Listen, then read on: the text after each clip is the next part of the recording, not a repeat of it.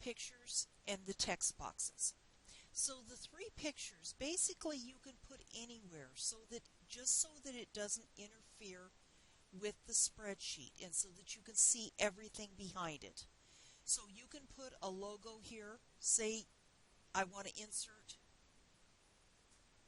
an illustration from an online picture. Okay, and when this comes up, I will do a school. And you can pick any pictures if you want. I'll just pick this one since it's a school. Now, the nice thing about this, ooh, that's not the picture I wanted. I wanted the picture of the school. Let's try this again.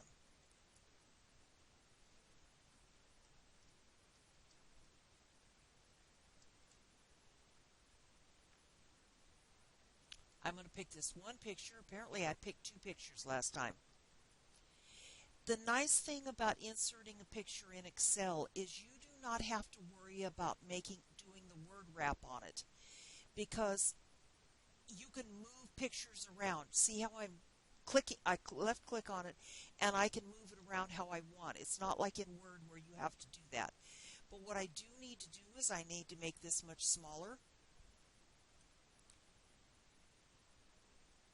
so that it will fit up there in the corner. I want to make it very small.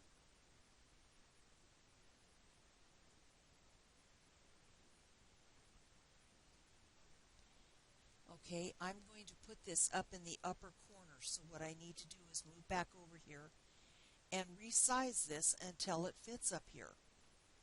For the purposes of this class, you do not need to save this box here that says the author of it, the author of the picture. You can downsize it or do whatever you want to get rid of that. But I'm going to move this over here. And then I'm going to insert another picture. Okay, so you didn't have to wait so long. I inserted two pictures. See the guy here? And I inserted a picture here. So I've got my pictures. So the instructions say a company logo and two pictures. So, you could, as a company logo, you could do a school. That's fine if you're going to do a school. So now let's look at the three text boxes. And I want to increase this in size so you see how this is. This right here, candied almonds and walnuts, is a text box that is directly above this area right here. Okay, right in here. So we are going to go to the Insert tab, and we're going to go to a text box, and we're going to draw a text box right here.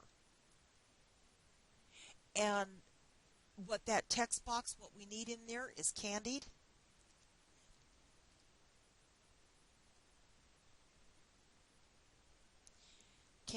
almonds, and walnuts. Okay, and the text within that box is going to be centered. So I'm going to go to the Home tab in the Alignment group and center that information. Well, now I've lost my second line. That's because my text box is not tall enough. So make sure that your text box is big enough to where you can read all of the text, but yet it does not cover the text below it. Okay, now when you scoot over a little bit, right here, next to there, right over the ranch almonds, we have another text box. So I'm going to go back to the insert and go over here to the text group and insert another text box. And it's going to be right in here above the roasted almonds. Whoa, I don't want it that big. I scrolled way over. Okay, so I want it right over here. It's going to be right in here. And this one is going to say roasted. And in the next row, seasoned. Okay, and once again, I'm going to make this a little smaller, and I'm going to center this over the alignment and go to center. Once again, my text box is not big enough. That's why the text is not showing. So roasted and seasoned. We'll do the coloring, the cell color a little bit later.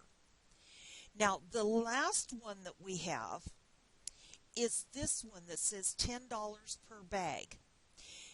And you have to enter that as a text box because there's no room here for you to type this in. There's no way. So unless you insert another text box, and this text box is going to be drawn right here, and you're going to put $10 per bag. Okay?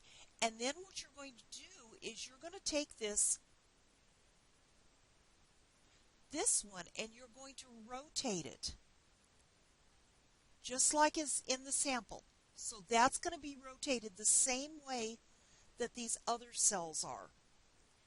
Okay? Now the shape fill for the text boxes, we're going to fill these when we get to the shape fill on the next video. Okay?